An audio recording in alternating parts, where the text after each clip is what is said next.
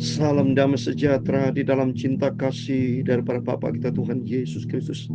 Selamat pagi Bapak Ibu semua di dalam keadaan sehat, rohani sehat, jasmani sehat, yang diberkati oleh Tuhan. Kita katakan terpujilah Bapa kita Tuhan Yesus. Hanya rahmat dan anugerah Tuhan kita dipelihara sampai hari Kamis pagi tanggal 3 Juli 2025. Ini karena anugerah Tuhan. Biar hari-hari kita melangkah dipimpin oleh Tuhan Yesus. Kita mau setia berjalan di jalan salibnya Tuhan sampai kita berjumpa dengan Tuhan Yesus.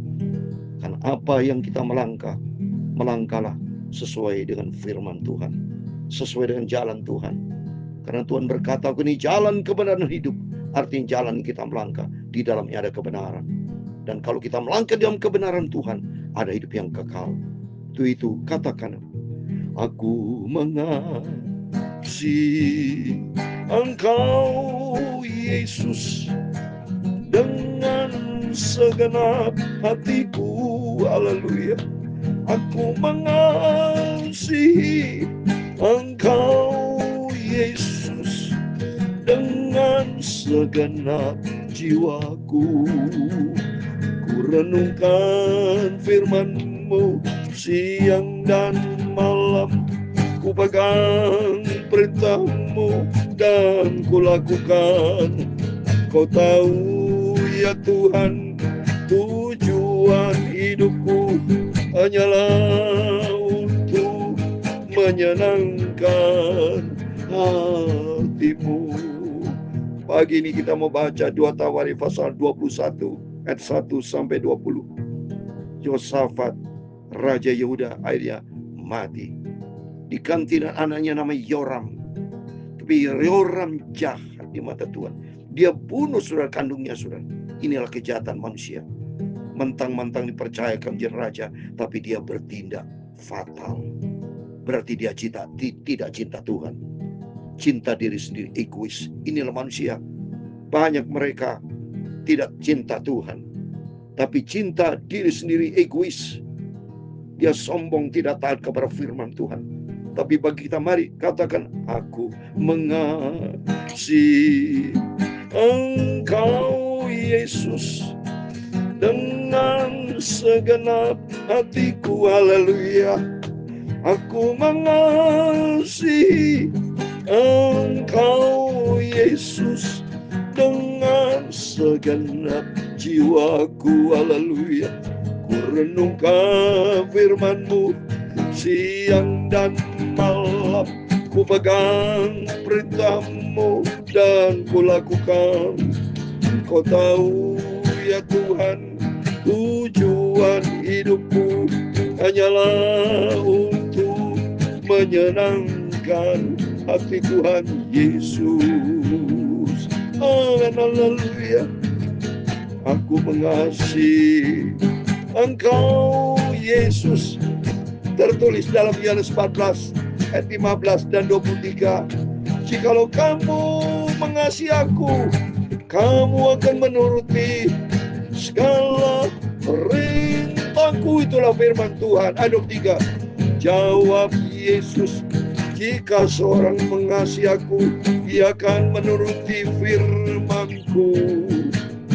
Dan Bapakku akan mengasihi dia, dan kami akan datang kepadanya, dan dia bersama-sama dengan dia. Amin. Ya Tuhan, punya mula kebesaran dan kejayaan, kehormatan, kemasyuran dan keagungan. Ya segala-galanya yang ada di langit dan di bumi. Amin, haleluya. Ya Tuhan, punya mula kerajaan, dan Kau yang tertinggi itu melebihi segala-galanya. Sebagai kepala, sebab kekayaan dan kemuliaan berasal daripada-Mu, dan Engkau-lah yang berkuasa atas segala-galanya. Dalam tangan-Mu lah kekuatan dan kejayaan. Dalam tangan-Mu lah kuasa membesarkan dan mengokohkan segala-galanya.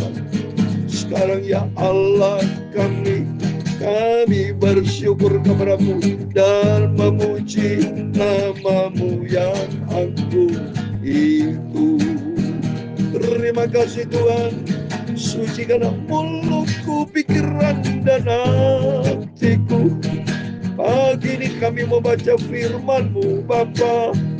Ampunilah semua dosa salahku. Kuduskanlah hidupku oleh firman-Mu. Terima kasih Bapa, berfirman pagi ini Bapa. Ku siapkan hatiku untuk firman-Mu. Biar firman-Mu ku simpan dalam hati kami, supaya ku tidak berdosa terhadap Tuhan Yesus. Dalam nama Tuhan Yesus kami sudah berdoa mengucap syukur. Amin, amin. Terpujilah Bapa kita Tuhan Yesus. Selamat pagi, Kamis pagi hari tanggal 3 Juli 2025. Mari kita datang kepada Yesus sebelum kita bekerja, sebelum beraktivitas, sebelum pelayanan, sebelum apapun. Yesus harus kita nomor satukan. Kita mau bersekutu dengan Tuhan. Tanya sama Tuhan. Buktikan bahwa kita mencintai Tuhan. Dan penyertaan Tuhan menyertai kita semua. Amin. Kalau orang cinta Yesus, kata firman Tuhan, jikalau kamu mengasihi aku, kata firman Tuhan, Yohanes 14 ayat 15, kamu akan menuruti segala perintahku. Mari kita mau taat kepada firman Tuhan. Kalau kita taat kepada firman Tuhan, ayat 23, jawab Yesus, jika seorang mengasihi aku, ia akan menuruti firmanku, dan aku akan jika seorang mengasihi aku, ia akan menuruti firmanku, dan Bapakku akan mengasihi dia, dan kami akan datang kepadanya dan diam bersama dengan dia. Amin. Kalau kita cinta Yesus, kita menjadi pelaku firman, maka jelas janji Tuhan, aku akan bersama dia. Jadi kita ada penyertaan Tuhan, baik di dunia ini maupun nanti kita di surga. Jadi jelas orang yang masuk surga adalah orang yang menjadi pelaku firman Tuhan. Udah jelas ini. Ya, dalam Yohanes pasal 30-36 dikatakan, orang yang tidak taat kepada anak, tidak taat kepada firman Allah, akan menerima murka, tidak mendapatkan hidup yang kekal. Tapi kita bersyukur sama Tuhan, kalau Bapak Ibu bersama saya sampai saat ini, kita setia menjadi pelaku firman Tuhan.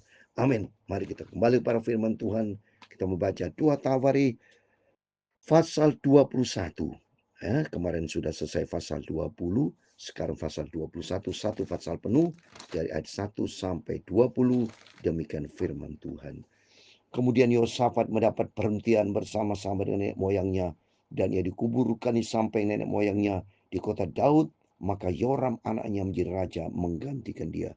Yosafat ayatnya mati sudah. Ini menjadi suatu peringatan buat kita bahwa manusia semua akan mati. Suran saya sama hukuman Tuhan, mati. Ibrani 9 ayat 27, ayat 27. Karena sudah ditahu oleh Tuhan bahwa manusia suatu hari akan mati, setelah itu datang penghakiman. Ya. Tetapi ada ayat firman Tuhan dikatakan, kita minta kalau Tuhan berkenan rapture. Saya sendiri minta sama Tuhan di dalam 1 Tesalonika 4 ayat 17. Kita masih hidup ini, yang masih tinggal ini, kalau Yesus datang kita diangkat. Minta oleh itu secara umum mati. Kita hidup rapture itu di dalam Tuhan Yesus. Enggak ada di dalam dunia ayatnya, di dalam dunia ada rapture, enggak ada. Di dalam dunia itu mati. Hanya di dalam Yesus ada rapture. Ya, untuk itu minta sama Tuhan, kalau Tuhan berkenan supaya ada rapture diangkat, supaya kita lolos dari masa-masa yang menyeramkan. Kalau kita baca di Wahyu, nanti malam kita baca di Wahyu, ya, lanjutan pasal 11 itu. Ya, orang di luar itu diserahkan ke antikris itu.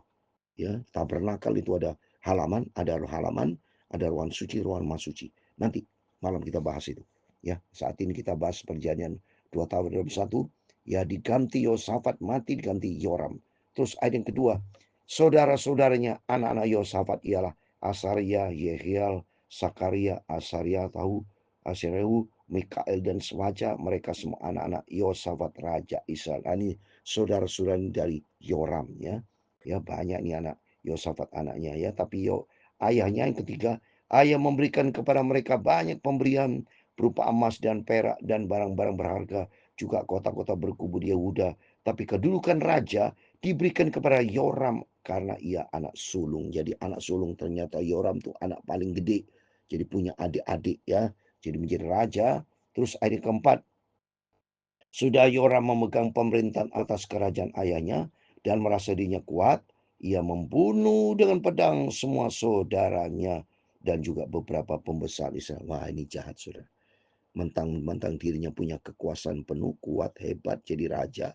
Dia kelihatan tidak mau tersaing dengan adik-adiknya. Dia menunjukkan otoritasnya, dia menunjukkan kekuasaannya, kesombongannya. Dia bunuh semua. Wah, ini berdosa, sudah. Tidak berkenan di hadapan Tuhan. Saya baca begini, saya sudah bisa tahu. Lihat ini berikutnya. Termasuk pembahas dibunuh. Yoram berumur 32 tahun pada waktu ia menjadi raja. Masih muda, saudara. 32 tahun sudah menjadi raja. Dan 8 tahun lama ia memerintah di Salem. Berarti dia mati umur 40 berarti. 32 plus 8. Ia hidup menurut kelakuan Raja Israel seperti yang dilakukan keluarga Ahab. Sebab yang menjadi istrinya adalah anak Ahab yang melakukan apa yang jadi mata. Nah, ini jahat kan di mata Tuhan. Masa saudara-saudara kandungnya dibunuh? Ya, mentang-mentang dia kakaknya sulung. Dia menjadi raja yang paling nomor satu, paling gede. Adik-adiknya dibunuh semua. Berarti jahat dia. Jahat di mata Tuhan. Namun demikian, Tuhan tidak mau memusnahkan keluarga Daud. Oleh karena perjanjian yang diikrarnya dengan Daud. Sesuai dengan yang dijanjikannya. Bahwa ia hendak memberikan keturunan kepadanya. Dan kepada anaknya untuk selama-lamanya. Inilah kalau Tuhan. Kalau saya manusia dikatakan jahat, pasti terima hukuman. Tapi Tuhan begitu baik. Dia ingat akan papanya, ya, yaitu Daud yang butuh cinta Tuhan. Pada zaman yang memberontaklah Edom terhadap kekuasaan Yehuda, dan karena mereka mengangkat seorang raja atas mereka sih, akibat dosa pasti ada dampak, ada hukum tabur tuai, sudah. Nggak ada ketenangan. Orang jahat dalam hidupnya tidak ada ketenangan. Pasti diganggu. Ini lihat ini. Pada zaman yang pemberontakan terjadi, maka majulah Yoram dengan panglima-panglimanya serta seluruh keretanya. Pada itu malam bangunlah ia lalu bersama dengan para panglima pasukan kereta itu menerobos barisan orang Edom yang membunuh dia. Demikian Edom memberontak kekuasaan Yehuda dan terlepas sampai sekarang ini. Lalu Libna pun memberontak terhadap kekuasaannya pada masa itu juga. Ia disebabkan karena ia telah meninggalkan Tuhan Allah nenek moyangnya. Lagi pula ia membuat bukit-bukit pengorbanan di gunung-gunung Yehuda. Ia membujuk penduduk Yerusalem untuk berzina dan ia menyaksikan Yehuda. Lalu sampailah kepadanya sebuah surat dari Nabi Elia yang bunyinya, beginilah firman Tuhan Allah Daud, bapak leluhurmu, karena engkau tidak hidup mengikuti jejak Yosafat ayahmu dan Asa Raja Yuda. Nah ini bukti nyata. Yoram tidak taat kepada firman Tuhan. Yoram tidak ikuti seperti Daud, seperti Raja Asa papanya yang begitu baik. Tapi dia jahat, ya, tidak berkenan, ya. Melainkan ayat 13, melainkan hidup menurut kelakuan Raja Israel dan membujuk Yehuda dan penduduk Yerusalem untuk berzina sama seperti yang dilakukan keluarga Ahab, dan juga karena engkau telah membunuh saudara-saudaramu, seluruh keluarga ayahmu yang lebih baik daripada mencoba dibunuh. Jahat ini kan, ya, bahkan dia karena dia menikah dengan keluarga Ahab itu raja Israel yang utara, saudara, ya. Jadi Ahab itu kan juga mati tewas, ya, saudara ingat, ya. Jadi tidak berkenan sama Tuhan, ya. Ayat 14, maka Tuhan akan mendatangkan tulah besar atas rakyatmu, anak-anakmu, istri-istrimu, dan atas semua harta milikmu. Dan kau sendiri akan menderita penyakit yang dahsyat, suatu penyakit usus, hingga selang beberapa waktu ususmu keluar oleh karena penyakit itu. Lihat, ini akibat dosa. Ada hukum tabur tuai. Jadi ini sesuai dengan nubuatan Nabi Elia, ya, yang mengatakan dia akan dapat penyakit yang dahsyat, ya, ususmu keluar dari karena penyakit itu. Lalu Tuhan menggerakkan hati orang Filistin dan orang Arab yang tinggal berdekatan dengan orang Ethiopia untuk melawan Yoram. Nah, ini resiko tidak pernah ketenangan, saudara. Maka mereka maju melawan Yehuda, memasukinya dan mengangkut segala harta milik yang terdapat di dalam istana raja sebagai jaran, juga anak-anak dan istri-istrinya, sehingga tidak ada seorang anak yang tinggal padanya kecuali Yohas anaknya yang bungsu, ya. Jadi anak bungsu Yohas, ya. Sudah semua itu Tuhan menulainya dengan penyakit usus yang tidak dapat sembuh. Beberapa waktu berselang, kira-kira sesudah lewat 2 tahun, keluarlah ususnya karena penyakitnya itu. Lalu ia mati dengan penderitaan yang hebat. Rakyatnya tidak menyalakan api baginya seperti yang diperbuat mereka bagi nenek moyangnya. Ayat 20 tahun terakhir, ia berumur 32 tahun pada usia menjadi raja, dan 8 tahun lama ia memerintah di Yerusalem. Ia meninggal dengan tidak dicintai orang, yang dikuburkan di kota Daud, tapi tidak di dalam pekuburan raja-raja. Berarti hidupnya tidak berkenan kepada Tuhan, sehingga rakyat pun tidak respect, saudara. Karena Yoram begitu jahat, ya. Jadi cuma 8 tahun atas kemurahan Tuhan, 8 tahun masih bisa memimpin bangsa Israel, Yehuda khususnya. Tapi dia berkenan mati ususnya keluar. Cocok sesuai dengan Abi Elia yang memberi kenubuatan. Ususmu keluar dan ternyata mati. Ini contoh. Kita harus takut sama Tuhan. Dengan baca-baca Alkitab ini, kita tahu karakter Tuhan. Kita tahu apa yang dilarang, apa yang tidak boleh kita kerjakan. Jangan kita lakukan. Masa ini saudara dibunuh. Sama dengan kehidupan kita. Jangan pernah berjahat sama orang. Jangan pernah punya hati, iri hati, dendam, dengki. Buang semuanya yang ada dalam kehidupan kita penuh cinta kasih Tuhan. Ya, kita mau dekat dengan Tuhan. Kita mau hidup di dalam firman Tuhan. Jangan lakukan perbuatan-perbuatan perjinan seperti dilakukan oleh Yoram ini berzina. Nyakiti hati Tuhan. Ada konsekuensi hukum. Hukum tabur tuai. Tapi bagi Bapak Ibu, setelah kita mendengar firman Allah bersama saya, mari kita mau bertobat. Hiduplah di dalam firman Tuhan. Tidak mau menyakiti hati Tuhan, tapi menyenangkan hati Tuhan Yesus. Doa kita bersama. Tuhan mau pakai Bapak Ibu. Tuhan mau pakai saya. Tuhan pakai setiap kita untuk menyenangkan hati Tuhan. Memuliakan Tuhan. Supaya melalui kehidupan kita berdampak yang positif. Memenangkan jiwa-jiwa bagi dunia ini. Kristus dipermuliakan. Dan Tuhan mau pakai kita untuk kemuliaan Tuhan. Amin. Tuhan memberkati itu semua. Aku mengasihi Engkau Yesus dengan segenap hatiku. Amin. Kita mencintai Yesus. Aku mengasihi Engkau Yesus dengan segenap jiwaku. Amin. Lalu kurenungkan firman-Mu siang dan malam. Ku pegang perintah-Mu dan ku lakukan. Kau tahu ya Tuhan, tujuan hidupku hanyalah untuk menyenangkan hati Tuhan Yesus. Amin. Haleluya. Tuhan memberkati engkau dan melindungi engkau. Tuhan menyinari engkau dengan wajah-Nya dan memberi engkau kasih karunia. Tuhan menghadapkan wajah-Nya kepadamu dan memberi engkau damai sejahtera.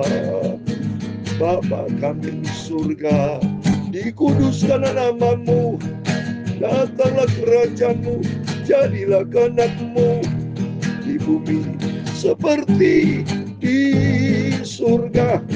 Berikanlah kami pada hari ini. Amin. Haleluya. Makanan kami yang secukupnya, dan ampunilah kami akan kesalahan kami, seperti kami juga mengampuni orang bersalah kepada kami.